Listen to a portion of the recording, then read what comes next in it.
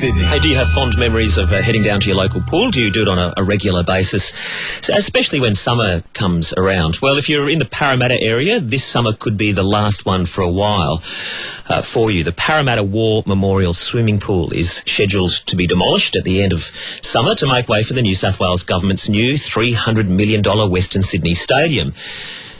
The problem is, at this stage, no firm plans have been made for a replacement. Suzette Mead is the president of the North Parramatta Residents Action Group. Suzette, good morning. Good morning, Robbie. Thanks for having me on. That's okay. Yeah, tell us, it's obviously a problem. Tell us about the issues that you're bringing up. Where is the closest pool to the one that's being demolished? The next geographic closest pool would be the Granville War Memorial Pools.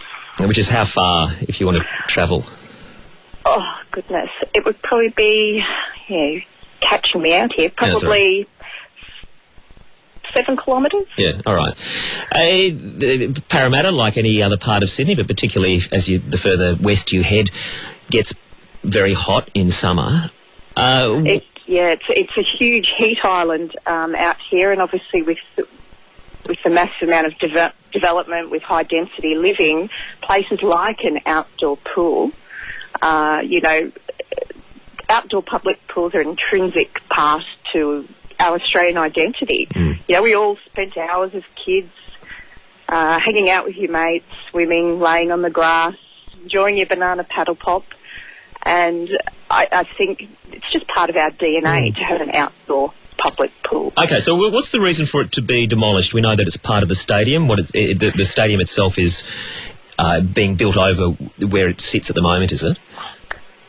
Correct. So the pool sits in leased land from Parramatta Park Trust, so it's Crown land. So it's set aside for the people for public recreation.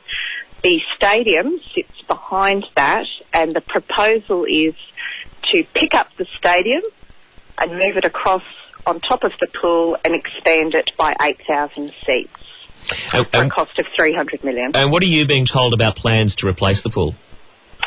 Stuart Ayres, who is the Minister for Sports, has said that they will do a feasibility study into the likelihood of a possible pool on the old golf course, which forms another part of Parramatta Park Trust, that as yet there is no financial commitment for a pool or timeline. In fact, I think Stuart Ayres said it is not the responsibility of the state government to replace a pool that they're demolishing. Okay, so as the Residents Action Group, what are you asking for at this stage?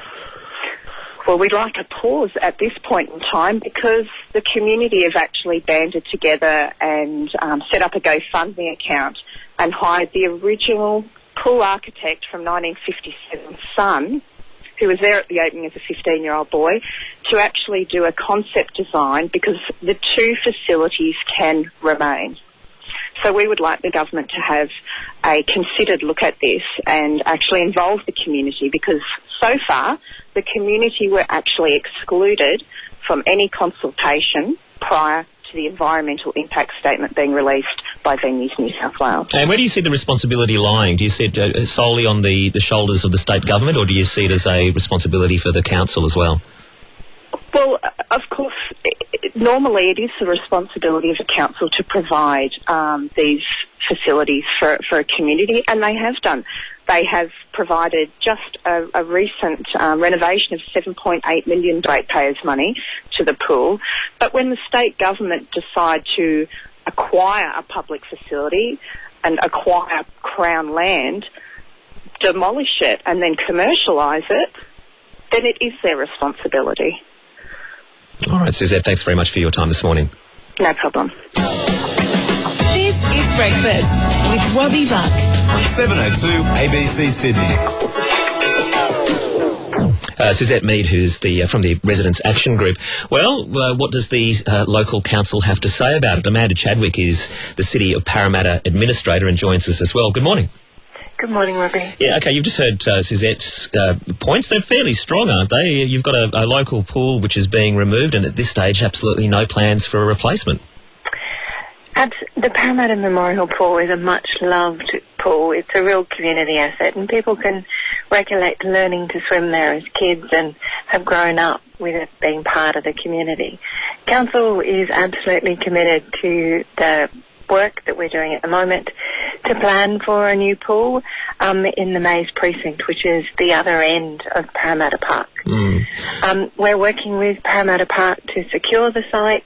There was agreement that this is the right site to investigate in June of this year. We've got an MOU that we've signed with the park that governs how this process is completing, with the first stage due at the end of this year. So we're doing everything we can to ensure that there's a new aquatic facility that can serve a growing population in the CBD as soon as we can. Are her concerns founded, though, that if you don't have a plan, if the pool's closing in a couple of months' time, you don't even have a site that's guaranteed at this stage, let alone the funding for it? Is there a little bit of short-sightedness playing a hand into this whole equation? I wouldn't have said short-sightedness. This is a facility that, as you've heard, the previous council invested in over the recent years. The design of the venue for the new stadium was confirmed earlier this year, and at that point it was clear that the pool would have to move. Since then, council has been working quite closely with state government, and I'd say the things that we would point to evidence that is that we have secured a site for a master plan. The first stage of that master plan will be finished by the end of this year. At the same time, we've been working really hard on interim arrangements, because even having secured a site, unfortunately that doesn't mean you have a magic wand to wave to say, and now I construct a pool overnight. Doesn't that mean, though, in 12 months' time, it's likely that the Parramatta residents are going to be very hot and bothered indeed? There will certainly be inconvenienced, and we continue to be clear and to apologise for that inconvenience. Right. But we're working hard on interim arrangements, be they new locations for the swim club, be it new locations for the swim school, which is a much-loved swim school, expanding our water play options, new swimming at Lake Parramatta, and some other arrangements that we can offer during the school holidays to ensure that kids have somewhere to go and have fun in the water. So when are we likely to have confirmation that there will be a replacement pool, do you think?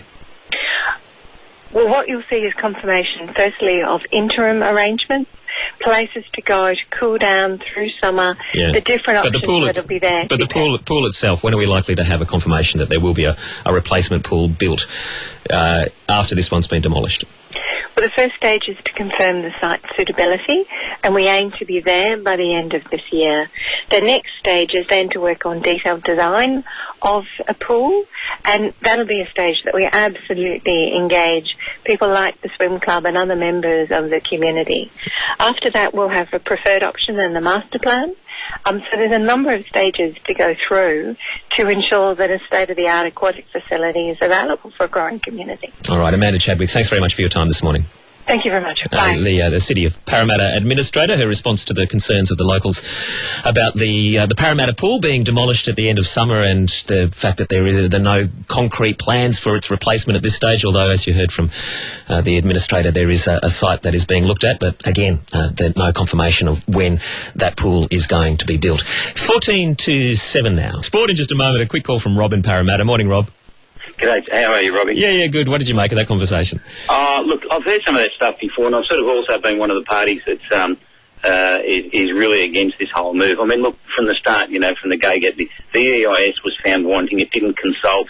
They started the EIS in April, which means that they couldn't even get along to the pool and talk to the locals who use the pool through the summer months. So, when they say, we got community consultation, they didn't. Their own statistics show that, the highest usage of the pool is sort of, November through to February, March, and they didn't start the process, so they can't say they consulted widely. And the other thing, of course, you'd say is, well, why do you demolish something when it ain't broke, without having a plan B? I mean, everywhere we go, go out drinking, God, have a plan B. Well, go out swimming. Oops, you can't. You've got to have a plan B. Well, that's the fundamental heart of the question, isn't it? Why isn't there a replacement already decided? Yeah. Yeah, and the other thing is they've already started demolishing some of the pool, shade nets and this, that, and the other, and draining pools and all this stuff. So they're already coming down, aren't they? Oh, look, it's already bits and pieces missing, Yeah, okay. So the thing is that, the community's going to suffer. We do get regularly sort of 7 to 10 degrees warmer than the coast. We're 7 to 10 degrees warmer than Macquarie Street, and but we feel the heat even more when they start doing stuff like this. It's 40 to 50 degrees warmer because we've got all the other angst and things. Yeah. And it's doublespeak even from the local member who doesn't support.